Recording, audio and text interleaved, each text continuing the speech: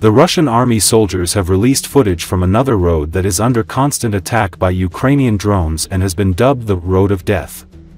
In the video, one can see hundreds of destroyed military vehicles along the route taken by a Russian soldier driving a military vehicle.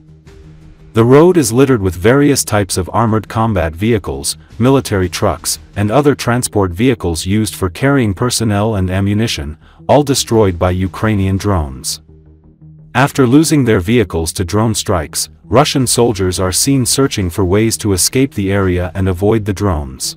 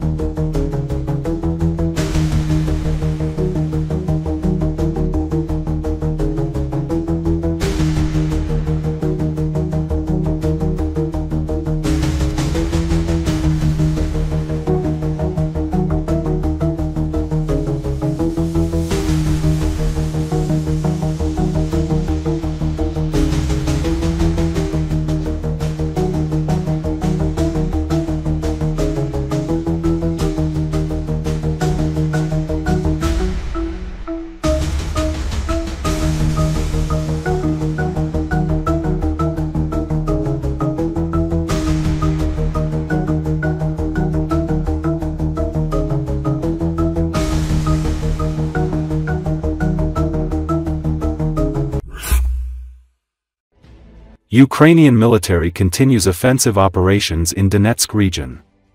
Defense forces have taken full control of the village of Zarykne, Kramatorsk district, raising the national flag over the destroyed buildings of the settlement. This was reported by the press service of the General Staff. On the morning of September 8, the General Staff of the Armed Forces of Ukraine officially confirmed another success in the east of the country.